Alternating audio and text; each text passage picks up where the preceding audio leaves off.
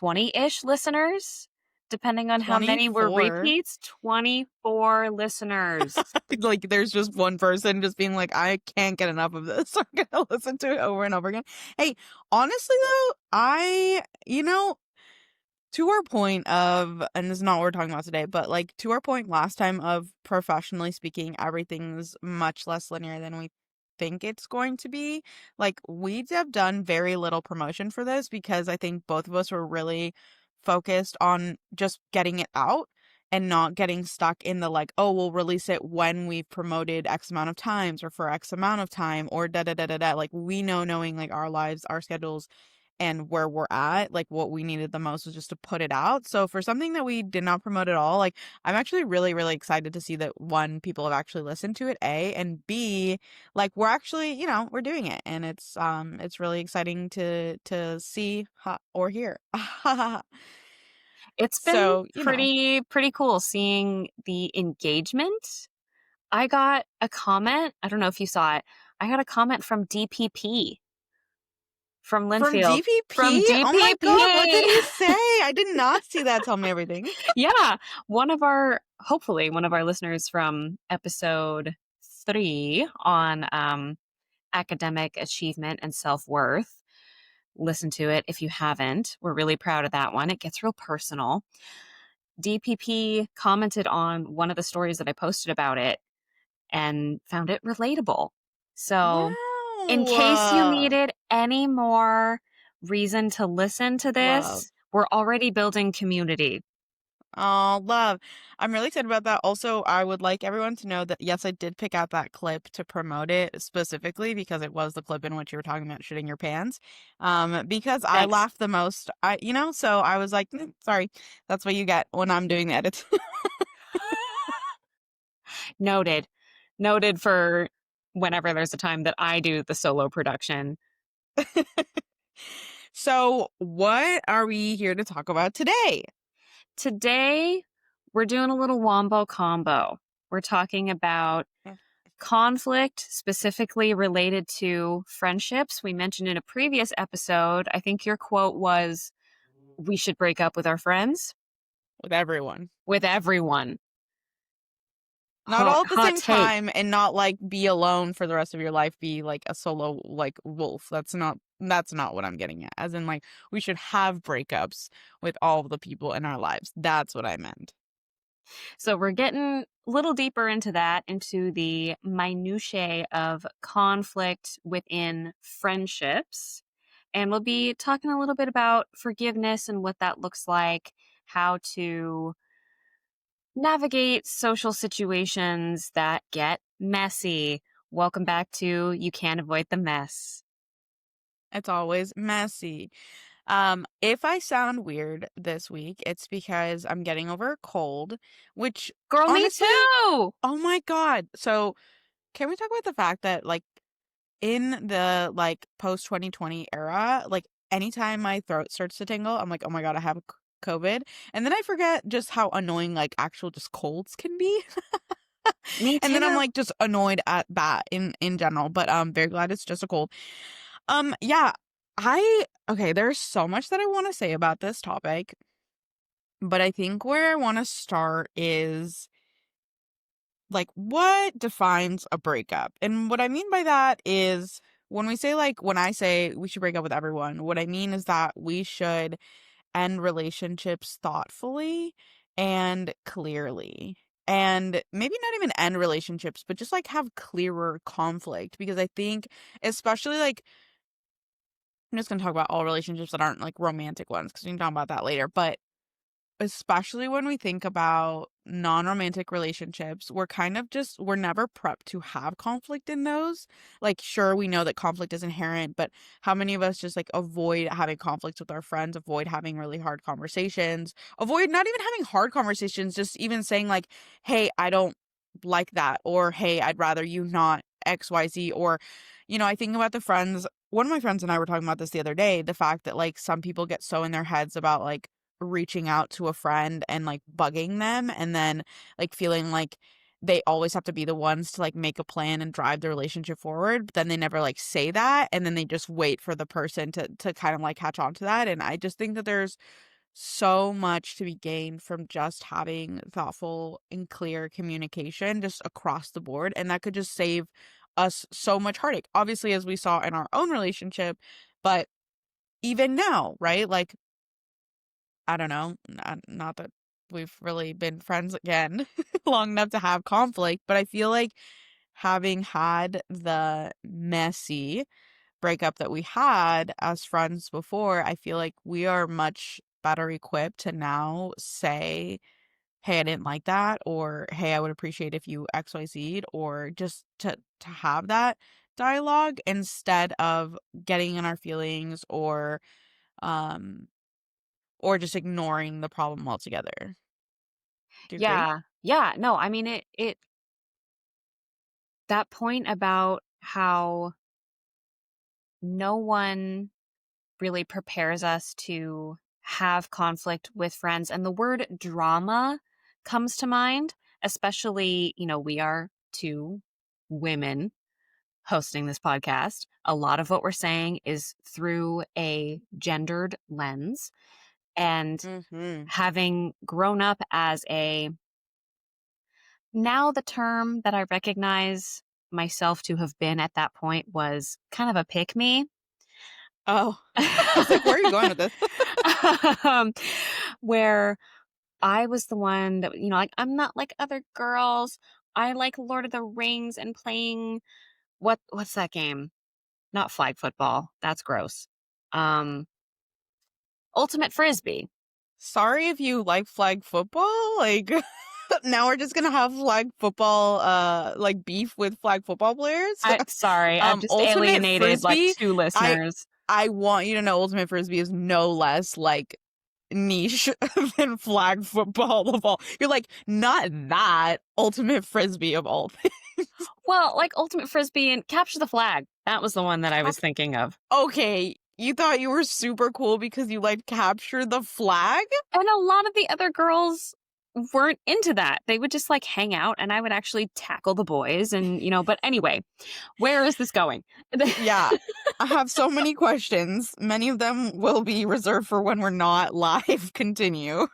As a woman who was a girl who was bullied by other girls and found solace in community with the boys, I was not prepared to have conversations that were any level of difficulty or discomfort with other women.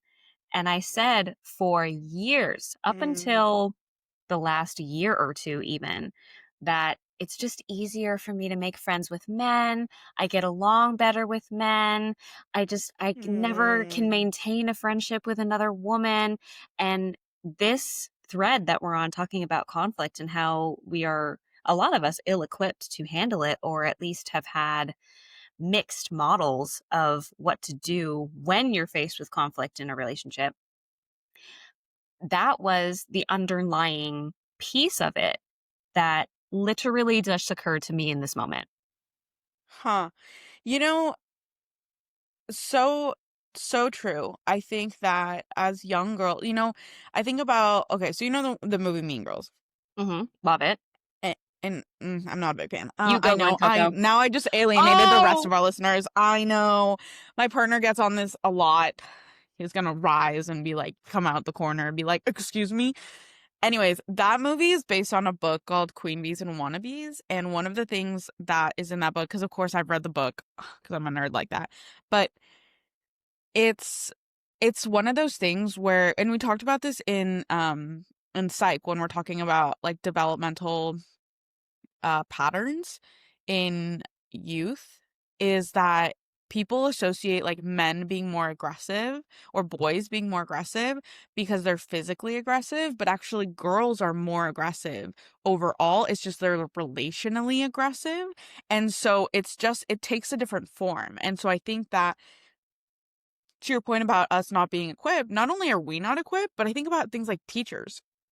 Teachers are not equipped to handle like relational aggression, like I think about the fact that bullying has just been a thing now, like back when we were in school in elementary and grade school, it was just kids will be kids, and it wasn't until things were taking really hard turns that that was looking at. But still, I don't know how much, training people get other than don't let it get so bad, how to train kids to not just don't do that, but hey, how can we actually foster communication? How can we move our like kids and our girls and boys, of course, but of course, like I don't want to speak for someone that we're not, like through those kind of moments in a way where we can learn how to get through them later on. And like you, I had a really hard time um keeping a female friendship, even though I had a best friend for like a decade from when I was 6 to 16, had the same best friend, and then we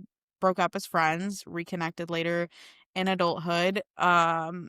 Even so I would almost have like seasons of having like a best friend that was a girl, and then it would end, and I was never equipped for how to navigate that, for like going through like the conflict with a friend. And it's crazy because Facebook memories, I just thinking about this the other day. Facebook memories likes to show me like, oh, in 2011 this is what you were doing on this day. And a lot of the times it's all these girls that I like would start to foster these like intimate connections with, and then whatever, either. And interestingly enough, when I think about like especially high school, they were from very different social groups. Like now if I think about those, I'm like, "Oh, wow, like yeah, but I still like I was able to build rapport with them. We were able to be friendly, and I enjoyed their company, but there was just something that like I could not handle or navigate any sort of conflict with them, or any sort of feeling awkwardness, or like that moment where you start to pull away. And some of that's natural, right? Like one thing that I want to make really, really clear that I really deeply believe is that I don't think that because a friendship ends, it means that it was um like a waste of time, or it means that like you yourself or that person is like a failure. Similar with like I just with like romantic relationships, I just think that it's okay if things end, because sometimes it is like that person was there for a season and that's totally okay, normal and fine.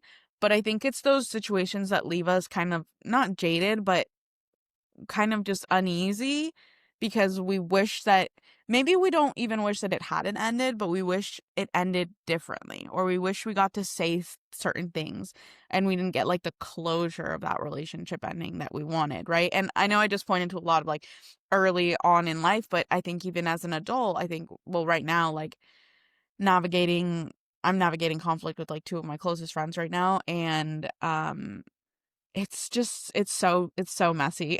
It's so messy, and I just wish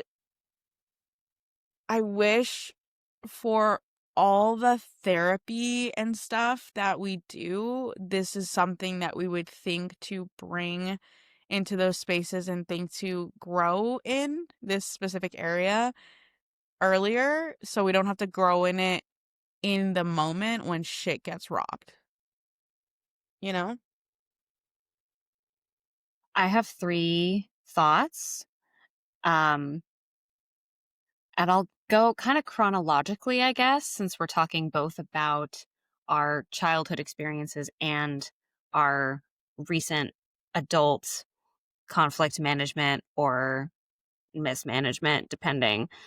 Um, that idea of having like the Facebook memories, exact same experience where Facebook, this platform will show me something, and just the gut punch of nostalgia and guilt at the same Mm. time, because it's like it's that piece of it. Oh, that ended, and it was partly because I didn't keep up or because of some kind of conflict that we had. It could be a mixture of both. And I remember before I became, a guy's girl, I remember in middle school doing that, going from friend to friend to friend and having these really intimate connections and inside jokes and sleepovers, and I didn't know it at the time, but homoerotic friendships. Tune in a couple weeks for our episode on queerness, and all of the signs that we missed. Um, I was accused by other girls because a lot of the time they had these friend groups. Like I knew these three girls, and outside of their earshot, we would call them the blondies because it was a trio of blonde girls, Okay. and they spent all their time together, every snack and lunch and hanging out outside of school.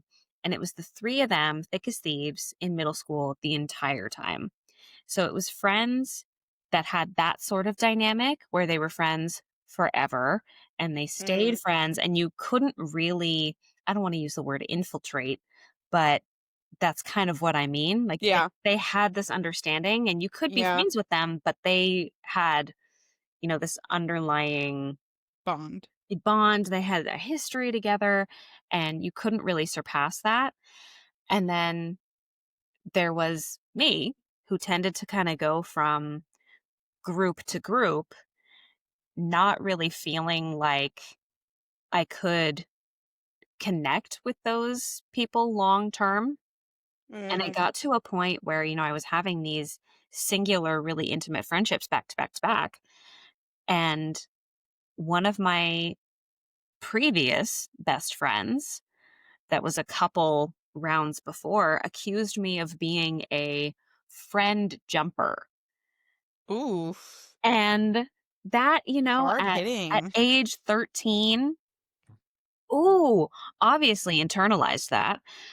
And just the way that, like you were saying before, that girls can often be more relationally aggressive, and the word that often I've heard used is calculating, Mm. and the level of unspoken discontent can really mess with you. And Absolutely. like with boys, I mean, I'm a teacher. I see it all the time where the boys are literally wrestling with each other. Right. And And they'll that, tell you. They'll say it, you know what I mean? Like, and I think that that's why I don't want to interrupt you, but I just wanted to add that in high school, especially, like, I did find relationships and in college, like, with guys to be easier because I felt like it was just clearer. Like, I never wondered, you know what I mean? I never wondered, like, if they were upset, they said it. If, like, you pissed them off, they said it. If you wanted them to cut shit out, like, you just told them, and then they would either cut shit out or not, and then you would handle that. You know what I mean? Like, it's much more direct, and I think that although for sure boys have a long ways to go in being taught to, like, actually feel their feelings and communicate that instead of, um, kind of, like, push it off or assume that it's not as high priority or whatever, I think girls we just aren't taught to, 1, expect that, and B, like, just not wonder and just ask or just say. And you see this, I mean, I see it in my mom and in her generation of people, there's so much underlying, and that's where I think, like truly harmful gossip culture comes from a point of being nervous that everyone's kind of like talking about you or talking about everyone. And like one of the things that I'm just thinking about right now is just how different, like, even just our concepts of what's permissible in a friendship is or isn't, and how much more preparation we do in terms of thinking about, like, our hard lines and our boundaries in our romantic relationships, but not in our friendships. And we don't discuss, like, this is cool, this is not cool. Or even when it comes up, it's like, like right now in one of the things that I'm working through with my best friend of now 8 years is the fact that, like, it has become apparent that there are, like, foundational friendship differences of what we consider, like, okay in a friendship or in a best friendship, in a close intimate relationship between her and me, and it almost feels I don't want to use bewildering, but like that's really the only word I can come up with to think that after this many years, only now are we finding out that we have like this difference and trying to figure out how to either like accept the difference and move on after there's been harm or like felt harm on one end is really hard. And I wish, again, I just wish that I wish I would have thought or been able to reflect on like what was a non-negotiable for me inside of a friendship versus just what are my boundaries and hard lines in my like romantic relationship. Because I've thought about that plenty. I thought about that when I was 13. And yet I never thought about this until, fairly recently. Yeah, that is one of my bigger soapboxes as of late is how much we prioritize as a culture. We're in the US, Western English speaking society, how much we prioritize and glorify really romantic relationships over friendships when there is so Mm. much research that demonstrates it's your friends and your larger community that sustain your mental and physical health over time. And that's detrimental not just to your friendships, but to your romantic relationships, because then it leads to you putting so much weight, so much burden, and so much conflict on your romantic relationship where you could distribute the load, so to speak, if you actually knew how to navigate things like conflict, how to have differences, and how to identify like value alignment inside of your friendships. I was just, this reminds me, oh my God, if you could only see Olivia's face when I'm about to say what I'm about to say. This reminds me of a post I saw on LinkedIn recently. Wow. I promise it's good. I promise it's good. It's not like what feeding a stray cat taught me about B2B sales. I promise. Okay. I saw a post.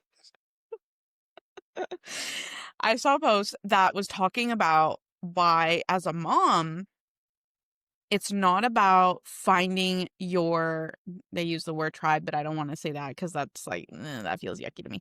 Like finding your group, right? It's not just about finding a group. It's about finding the right group for the kind of mom that you are and the kind of problems that you have. So in her example, she was talking about how she's a startup founder. And so she isn't just looking for moms, just broad category. She's looking for other startup founding moms or moms with that kind of schedule demand so that they can take each other's kids when one of them has a pitch presentation with investors, or they just understand like they're up late night working and they just have different constraints on their like energy and activities and things, and they can relate to each other on a different level. So she was just like she was talking about how in this season she's not just looking for mom friends.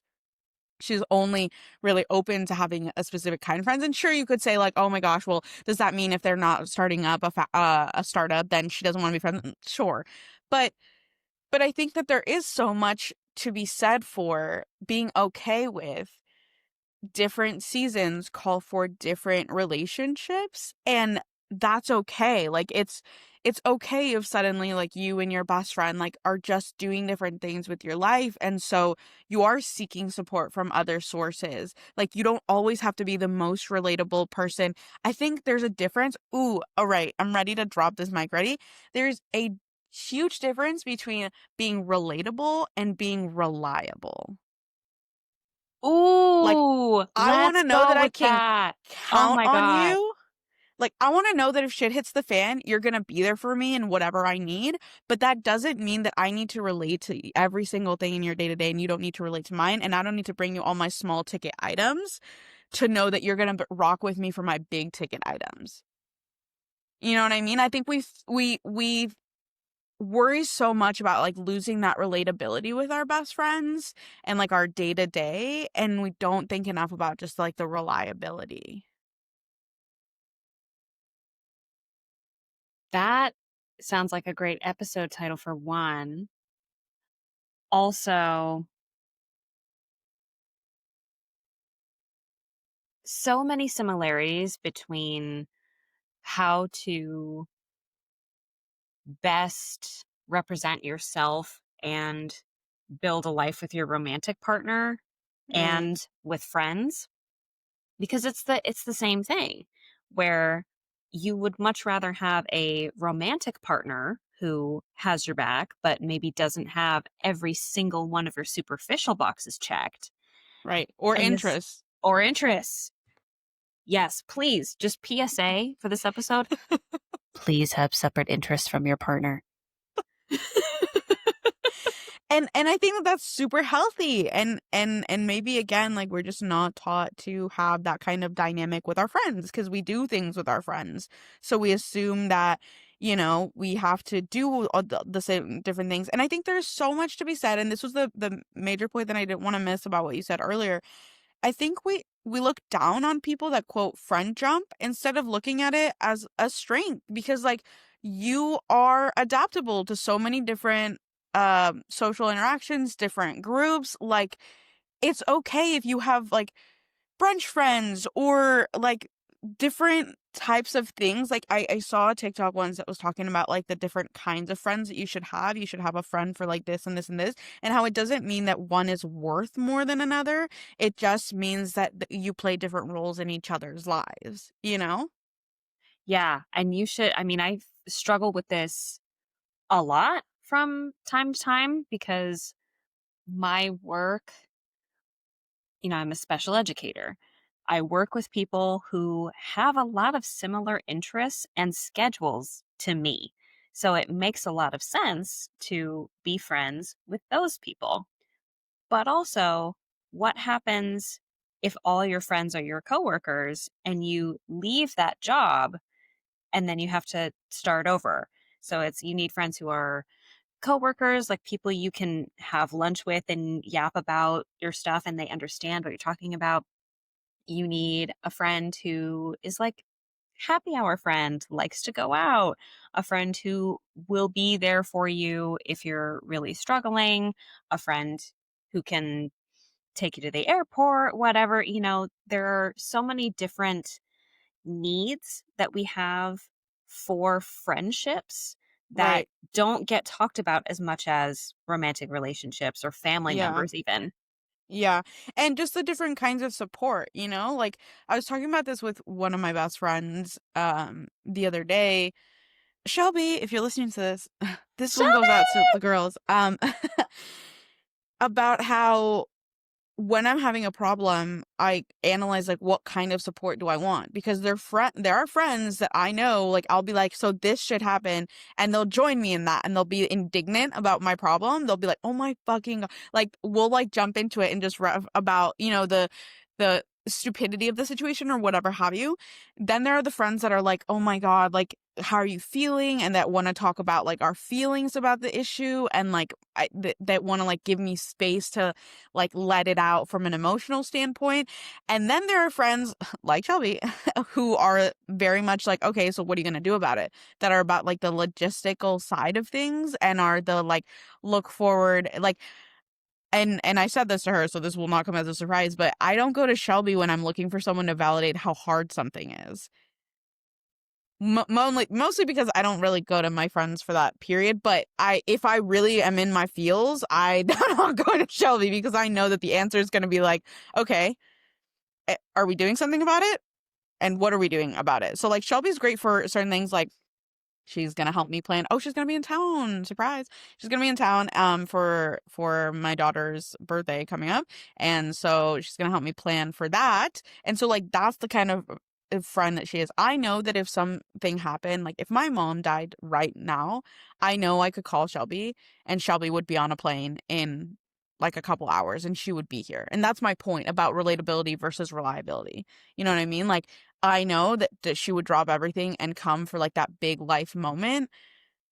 That doesn't mean that we have to have like a similar day to day, or have like these things, or have her be one of my emotional rocks during like the small stuff that goes on in life and the small problems, because I know that she's going to be there for the big things. And honestly, like, may you all find a Shelby in your life, because I know that back to my mom dying example, like, if and when that, or when that happens, I suppose, I know that Shelby's going to be the one to arrive with a binder and probably a spreadsheet already printed off of all the things that need to happen when someone dies. And she's going to take my phone and she's going to be like, don't worry about it. And she's going to handle shit. And like knowing that I have someone like that in my corner for that time is such a gift. And so I see that for what it is now versus before when I would have worried that I can't, quote, not can't, but I don't want to necessarily choose comfort. And I think that gives me a lot of peace for myself because I know that for other people, I also tend to be that friend. You know what I mean? Like not in a I won't validate your feelings, but I don't necessarily think that I'm the person that people think of when they're like, I'm feeling really down and I want someone to tell me it's all gonna be okay. That's never gonna be me. You know what I mean? You're shaking your head. If you aren't, you're not watching this, so you can't see. But Olivia's like, yeah, don't do that because I'd probably ask and be like, do you want me to tell you everything's gonna be okay? Everything's, but then it would not be sincere because that wouldn't come out. You know what I mean? So I'd love to ask you, kind of like what do you think? What do you think? Because, like, back to this being a positive, what do you think we can get out of this as far as like assessing our own strengths as people and as friends? And like, how do we start to have that conversation with our friends or open the door for those conversations? That's exactly what I was gonna segue to because we've talked a lot about how Love. ha ha ha, really so in sync. Um, we've talked a lot about how we a lot of the time that we've been faced with these situations haven't felt totally prepared, but I'm interested in the gap between those situations and now when we feel more emotionally equipped to handle conflict, to communicate clearly and with kindness, and some of the things that we did to get to that place, both with each other and in all of our other friendships. Because this podcast is, it's a lot of us yapping. We're having a fun time. We're sharing personal details. You're welcome. But also, we want you to come away from each episode with some juicy little nuggets of life Things. skills. Yeah, life Even if skills. the nugget is just, wow, they're so funny. Never going to be Olivia's mad such a about that. teacher. She's like, I want you to learn something. And I'm like, I just want you to think I'm funny. Just kidding. Well, I want Um, that too. Believe you me, the rising Leo in me wants everyone to think I'm hilarious and gorgeous and the best person on the planet. But you're like, but I tame that and I will settle for, yeah, 100%. So what do you think are I think that one of the first things is like, again, analyzing like what kind of friend you are and what kind of support you can give and what kind of supports you're looking for in other people and who in your life is already kind of like playing those roles and who you would like to manifest call in for the other roles. What do you think is like the first step?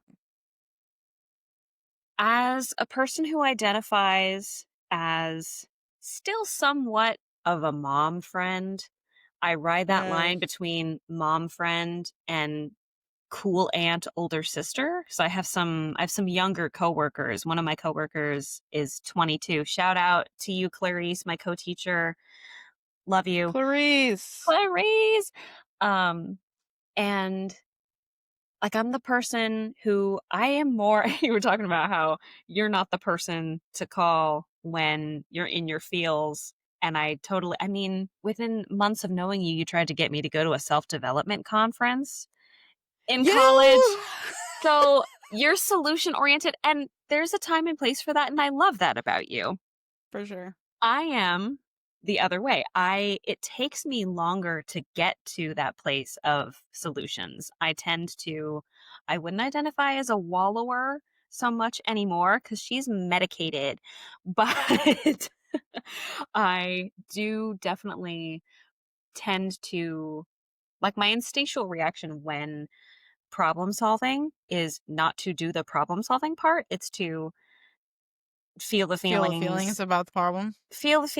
and vent or cry or do something that provides physical or emotional comfort for the situation. Mm. So I'm that person who's like, do you want me to make you a cup of tea about it? Do you, like, here's a baked good that I made because I know you're having a hard time, like that sort of So thing. basically, and to quote an Instagram post that I saw this week, sorry, you can't have her. But basically, Olivia and I make the best duo, right? Because she's going to bake while I'm sad, but then we're going to problem solve about it. So you need the two of us or people of the two flavors, varieties. Both and you Right. And then you you need need like both. your just comedic relief, the person that's not, I don't know. I feel That's like Dom. That's Dom and Bella oh together. my god, yeah, that's totally our partners. Our partners are just there to fuck around. They're just like there to listen to your dark humor jokes about it all and laugh and giggle and they'll go, I feel like we could tell them like here's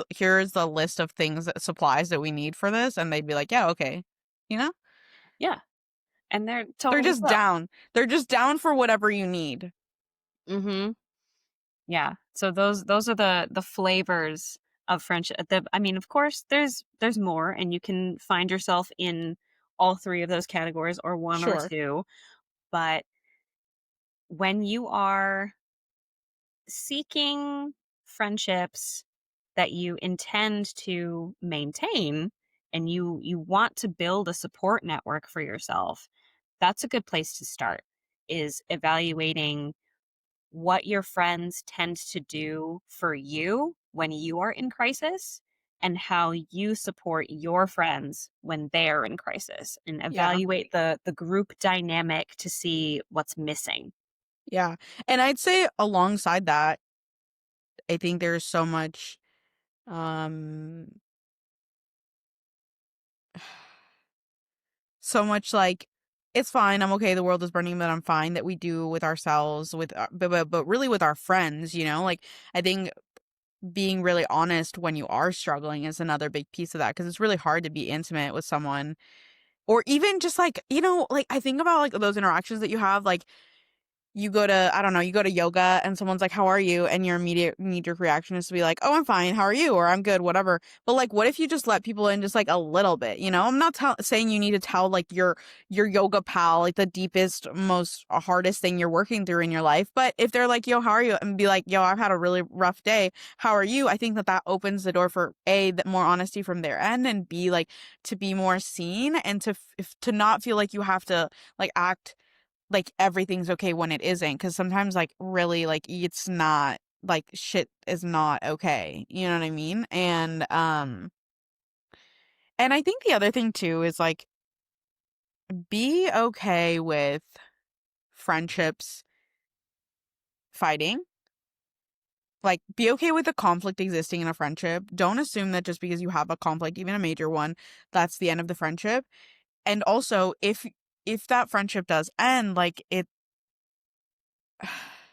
I don't want to say like it's not the end of the world because it is the end of a world and it's one that you care about deeply, obviously, especially when it's your close friend. But like, know that like you have your back and it's okay if for this moment, like you and this person or persons are like people aren't aligned. Like you can come back to each other later. Like it's not permanent. Back to our point that we said last time about the permanency of it. Like it not every breakup is forever, and I think especially friend breakups, right? Like, sometimes it's not even a breakup, sometimes it's just you just need some space, and you'll come back to each other, especially when there's love underneath it, you'll come back, if it's the right moment, if you're at a place where you can kinda, like, work through stuff, but, like, just don't assume that just because it's over forever. And it's not always negative, air quotes. It's not always from a place of turmoil or Right, struggle. Sometimes you just have different lifestyles, and right, it's difficult to maintain a friendship with a person who, for example, I am more of a homebody than I thought I was. The older I get, the less I'm like, let's go to the club. It's 10 p.m. I'm like, I'm in bed. So it doesn't make sense for me to build my social life around a person who loves to go to raves all the time. And that's not to say that that person isn't a wonderful person and a match for me in other ways. It just would be harder to maintain a friendship where we see each other a lot because we're not, we don't have the same circadian rhythm. It just Yeah. doesn't match. Yeah, for sure. And that doesn't mean that you can't foster like a wonderful friendship with that person. It's just probably not gonna, like you said, the frequency of hangouts or the maybe the amount that they know about your day to day is gonna be different than a person where you do have like similar lifestyles or you do see each other more frequently because XYZ. You know, and I think that that's okay, and like taking off the pressure of like knowing every single thing that's going on in every single friend's life every single day, I think is also a huge thing because especially as we get older, like that's just not possible. It's not possible to keep up with people like on that level. It's hard enough to keep up with that level on your part with your partner if you have a significant other. If you have kids, you have to literally keep track of everything going on in their life, so it's just not reasonable to expect that out of yourself for all of these other people, and that's okay. It's okay that like priorities shift and you might not know someone. I think a lot of these things, like, we become so accustomed to a level of intimacy and information about each other's lives, especially when we're friends in like college, Mm-hmm. um, because we have access to these people all the time, every day, all day. And then we are grown-ups, so that changes. Or making friends without having that kind of access feels a lot harder because, like, what do you talk about? Like, how do you connect? You know what I mean? So I think just like giving yourself grace for that as well, and really, I don't know, accepting the fact that sometimes friendships do end and you don't get closure, and you just get like left with that like sour taste in your mouth. And you know what? Life goes on. Life goes on and such is life, and even when it sucks really hard, and it really, really does, especially when it's a close friendship, like, maybe one day you'll get that closure. Maybe you won't.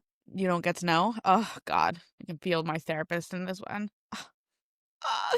But it's okay. You know what I mean? Like, it's okay not to know if you're ever gonna get closure from that. It's okay if it still hurts, even if it's been a couple years. I think we also downplay how much friendships ending hurt. Um, and that only does it a disservice, I think, if we're honest with just how we feel about them ending. Oh my goodness, my daughter is very upset about something. I can't tell you what, but she is. And yeah, just like letting yourself feel as affected as you need to be in order to be able to like gain that internal peace down the line. Mm-hmm. Yeah. And that's a great segue into the last topic of this episode, our final thread before we get into our songs of the week. Woo, woo, woo. Forgiveness, because it's not just about forgiving other people. It's about Mm, forgiving yourself. Wow, that's my yeah. therapist coming out with the self-compassion. Full circle moment. Yeah, I think that it's hard. Relationships are hard. Life is hard. You know what I mean? It's messy. Life is so messy, and relationships are therefore messy because we're human beings and human beings are messy. And so giving yourself room to mess up, and maybe you do fuck it up when you handle a conflict with a friend. That doesn't mean you're going to fuck it up every time you handle a conflict with that friend or with any friend. Letting yourself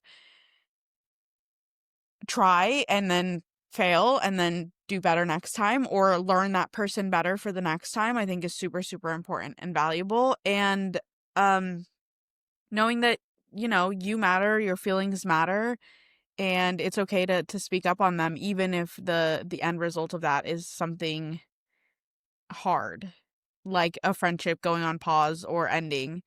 It matters to feel good in your relationships across the board, and you don't have to hold on to friendships that aren't working for you anymore just because of the time you've been in them, or because you feel like you owe that person something or something, like, and conversely, just because someone ends a friendship with you, it doesn't mean you're the worst shitbag in the world. It just means that maybe you're not aligned in this moment. Maybe you're not Like it it doesn't say anything about you. It just means that it's just not working right now.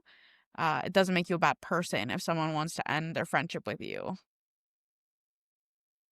So many snaps. I didn't wanna snap directly into the microphone because 'cause I'm still we're still working on this. You're like sensitive. Thank you, Camilla. She got me a Blue Yeti for the pod. We have literally been talking about getting these microphones since our radio show in college, and now Yep. I feel so fancy, but she's sensitive.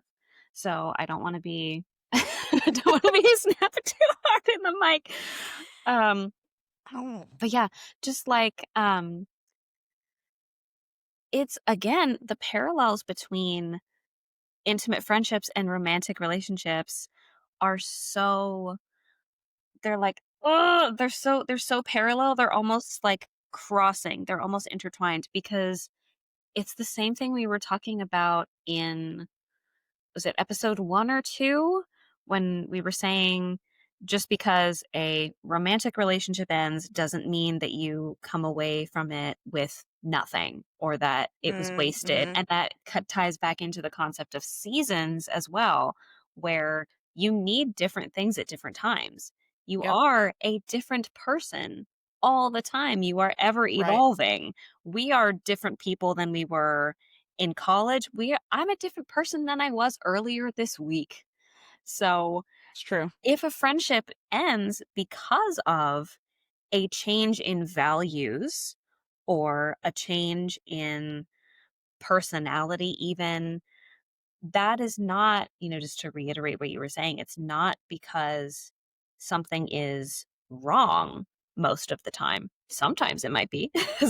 Yeah, Sometimes, right. we need an intervention or like something is funky.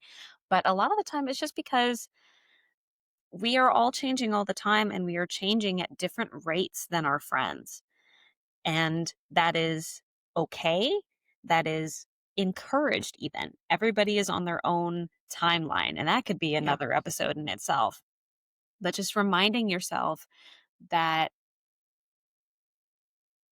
it is not about it's not the friendship Olympics. It's not about how long you can maintain a Mm. friendship. I feel that that is especially when you're in college or you're in school and you have this group of friends that is so tight knit, there is this pressure to maintain those friendships even Yeah. afterwards. And it kind of freaks me out personally. Here I go alienating more of our audience. It kind of freaks me out when people are still like, crossing my fingers here, like this close, so tight knit with their friends from high school as fully grown, with kids and or middle-aged adults. Interesting. I That's have my so hot many questions take. I wanna ask. Um, yeah, I mean, I think it's like it depends, right? It's kinda like when a couple oh my god. So back in the day when I would go to church, right? And they would ask like, "Raise your hand if you're celebrating a wedding anniversary." One church in specific that I went to would do that during mass, and then like people would raise their hand, and then they would stand up and say how many years they'd been together, and people would clap, right? It's kind of like, maybe, right? Because just because you've been married for 57 years doesn't mean that it's been a good marriage, right? Because longevity doesn't mean quality. So I think for me, it's more like I find it interesting. I almost want to know, like, how many times has your ship been rocked? Because sometimes you have friends where you don't have any conflict for years. And then you do. And then, like, how do you come out of that, right? So I have questions, but I also am like, maybe, I mean, maybe it's really healthy. You have no way of knowing from the outside world what someone's like innermost friendship dynamics looks like or how satisfied or fulfilled someone feels like in that relationship in their life. So yeah, I agree with that. And I want to echo that, right? Like it's not about just keeping it for a long time. It's about keeping it healthy for however long you have it and at whatever like depth you have it. So that feels like a good place to end. Wow, Songs of I the love week. us. What are you What do listening we to this got? week?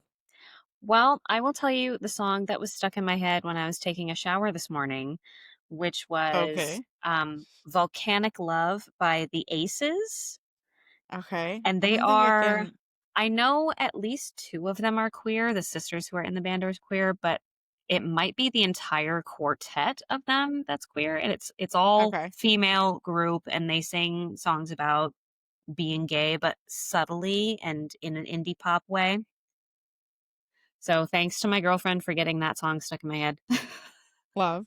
I haven't listened to a ton of music this week, but I feel like I'm still obsessed with the Notebook Boys Make Me Feel remix by Jim Rowe. I don't know if I brought that up last time. But I've just been on kind of like on an electronic kick because I've also there's this Irish artist called Graham Smith that released an album called Music for Babies to Rave and Sleep to, and it's eight songs, 36 minutes, but it's just like children's instruments, but in like a ravey way, and I'm super into it. She's super into electronic music, as it turns out. She's into everything, but she loves this freaking album. There's this one that's like I think it's the toy piano no no for raving.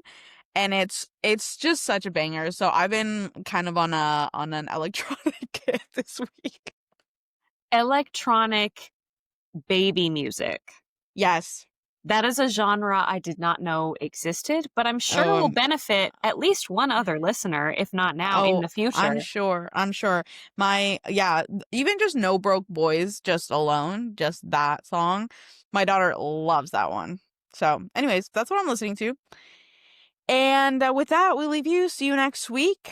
Hope you have a great week. Leave us a review, subscribe, all that jazz. And Repost our re- reels if you like them. repost, Comment. stay We love messy. Should that be our engagement. tagline?